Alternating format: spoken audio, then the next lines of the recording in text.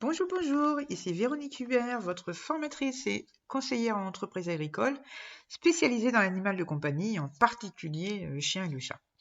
Alors aujourd'hui, dans le cadre du guide gratuit que nous mettrons à la disposition des éleveurs débutants, très débutants ou des futurs éleveurs, nous sommes dans le chapitre qui concerne la recherche de l'élevage pour acquérir votre futur reproducteur ou votre future reproductrice en chien ou en chat.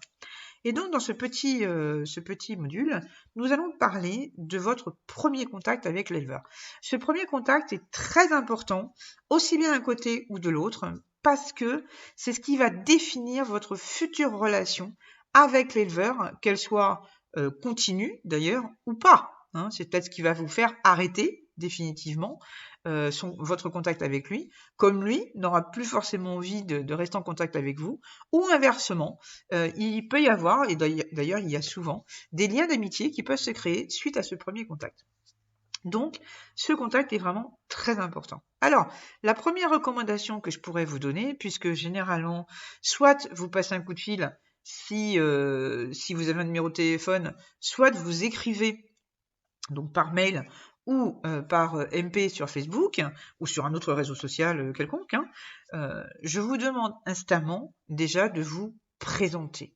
La moindre des choses, c'est surtout par écrit, c'est bonjour monsieur, bonjour madame, et c'est pas combien SVP, merci. D'accord? Non. C'est bonjour monsieur, bonjour madame, je souhaiterais acquérir un chiot, un chaton de votre élevage, de race, etc. Voilà. C'est la moindre des politesses et la moindre des corrections. N'oubliez pas qu'en face de vous, que ce soit au téléphone ou que ce soit par écrit, vous avez une vraie personne. Vous n'avez pas un robot, c'est pas une machine qui vous répond. D'accord? Donc c'est un être humain comme vous. Donc la moindre des corrections, c'est de le considérer comme vous, comme un être humain à part entière. Et donc, qui a besoin qu'on lui parle correct, comme dirait Paul Hogan dans Crocodile Dundee. Vous lui parlez correct. Ok? Voilà. Ensuite, la deuxième recommandation que je pourrais vous faire, c'est si vous appelez ou si vous envoyez des textos par téléphone, c'est de le faire à des heures décentes. N'oubliez pas que justement, l'éleveur en question, il est comme vous, il travaille éventuellement, ou alors même s'il est là, même s'il n'a pas de boulot salarié à l'extérieur, il est à ses chiens ou à ses chats peut-être toute la journée, il a peut-être une autre activité à côté qui le prend bien, et donc il a autre chose à faire, et surtout, il n'est pas forcément d'humeur de à recevoir des coups de fil à 22h ou 22h30, voire plus tard le soir, ou à 7h le matin, d'accord? Il n'y a aucune urgence à contacter un éleveur pour le contacter à des heures pareilles. Si vous savez que vous-même avez des horaires un peu décalés, dans ce cas-là, écrivez. Demandez à ce que l'éleveur vous rappelle à des horaires qui seront un peu plus faciles pour lui ou pour vous, etc. Ou même communiquer juste par mail ou par texto ou par MP, voilà, peu importe, par écrit, quoi. Il y a toujours moyen d'avoir les premiers renseignements par écrit. Il est inutile de déranger tout le monde à 23h juste pour savoir quel est le prix d'un chiot ou d'un chaton ou s'il y a quelque chose de disponible, quoi. N'oubliez pas que les éleveurs ont aussi une vie de famille. Vous pouvez avoir une jeune maman qui a un bébé de 6 mois, qu'elle vient peut-être de coucher ou justement qu'elle a eu du mal à faire endormir et que le téléphone va réveiller immanquablement, quoi. Donc, ayez le respect des horaires et de la vie surtout de l'éleveur. C'est quelqu'un comme vous. Il a une vie comme vous. Et donc d'appeler à des heures décentes ou de passer des textos à des heures décentes aussi, parce que n'oubliez pas que les textos, on les a pas toujours en silencieux. Je vous parle en connaissance de cause. Moi, mon téléphone, il est constamment ouvert. Et si je reçois un texto à 2h du matin, ça me réveille et j'ai énormément de mal à m'endormir. D'accord? Voilà. Merci. Pareil, vous avez un rendez-vous qu'on vous pose pour venir voir donc l'élevage. Donc, n'oubliez pas une chose, eh bien, honorez ce rendez-vous. Et si vous ne pouvez pas venir pour X raisons, que ce soit en avance ou le jour même, merci d'avoir la correction de prévenir que vous ne pouvez pas venir ou au pire, dès que vous êtes disponible, ayez au moins la correction de vous excuser de n'avoir pas pu venir au rendez-vous. Il n'y a rien de tel pour un éleveur de prendre du temps pour vous poser un rendez-vous. Donc, ça veut dire de peut-être ne pas programmer des choses à cette heure-là expressément pour vous faire venir et d'attendre pour rien et de s'apercevoir qu'on lui a posé un lapin. Et en plus, de même pas savoir pourquoi. D'accord?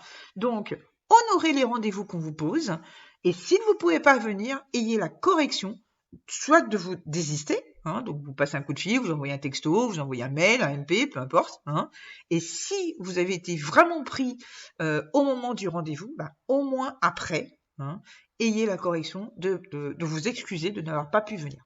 D'accord? Ça, c'est vraiment très important. Surtout si vous avez envie de le rappeler derrière, hein, d'accord? Parce qu'à mon avis, si vous lui posez un lapin, que vous n'expliquez rien et que vous rappelez quelques jours après en disant « Oh bah oui, j'ai pas pu venir, est-ce qu'on peut prendre un autre rendez-vous ?»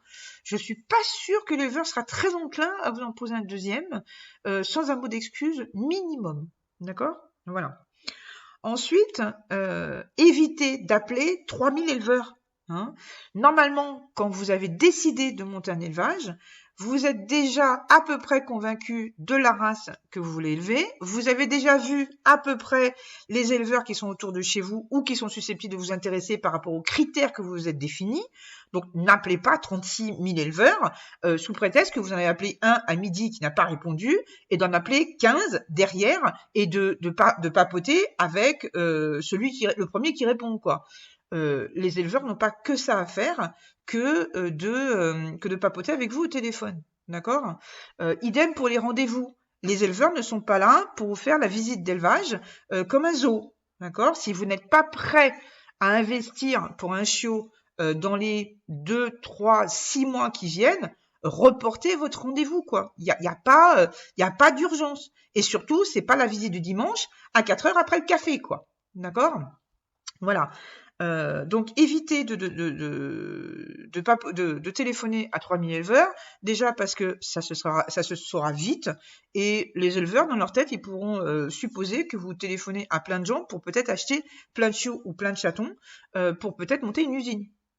On n'en sait rien, d'accord? Bon. Évitez aussi de parler de prix dès le départ. Encore une fois, vous achetez un animal, donc un être vivant. Je dis pas que le prix n'est pas important, mais s'il y a bien quelque chose avec qui vous pouvez papoter avec l'éleveur, c'est d'abord des conditions de vie, des animaux qu'il a, du caractère, des parents, de la généalogie, voilà, de plein de choses. Le prix n'arrivant qu'en dernier, quand vous êtes vraiment convaincu des renseignements que cet éleveur vous donne, quoi. D'accord? Encore une fois, c'est pas qu'il faut pas en parler, hein, c'est pas tabou, c'est pas le problème. Hein. Mais c'est surtout que c'est quand même la dernière chose à laquelle on doit penser, quoi. Non. Ensuite, si vous devez reprendre contact, si vous promettez de reprendre contact en disant, parce que ça c'est la formule consacrée, bon je vous rappelle dès que j'ai pris une décision, eh bien faites l'effort de recontacter l'éleveur. Si vous avez contacté par écrit, recontactez par écrit. Si vous avez appelé et que vous savez que voilà, vous ne prendrez pas, etc. Bon, si vous avez peur un peu de rappeler l'éleveur en se disant il va pas être content, etc. Envoyez-lui juste un petit mot en disant juste que vous ne donnerez pas suite. Voilà, il y a rien d'extraordinaire, il n'y a pas mort d'homme, d'accord? Donc, même si c'est dans la négative, reprenez contact avec l'éleveur qui a peut-être fait l'effort de vous recevoir, et peut-être aussi, s'il ne vous a pas reçu, peut-être qu'il a eu une longue conversation avec vous, il vous a donné énormément de renseignements. Donc, la moindre des choses, c'est d'envoyer juste un petit mot en disant, écoutez, que peut-être vous avez trouvé plus près, vous avez trouvé plus tôt, parce que la réservation peut-être vous emmenait loin dans le temps, hein, voilà, et que vous avez envie d'avoir votre chiot, votre chaton plus rapidement. Eh bien voilà, vous n'avez pas à faire un dialogue, à rallonge. Une petite phrase disant que vous ne donnez pas suite au contact que vous aviez eu avec lui, même sans donner de raison, et voilà, d'accord? Voilà. Eh bien, j'espère que ces petites informations vous auront aidé, et je vous retrouve très bientôt.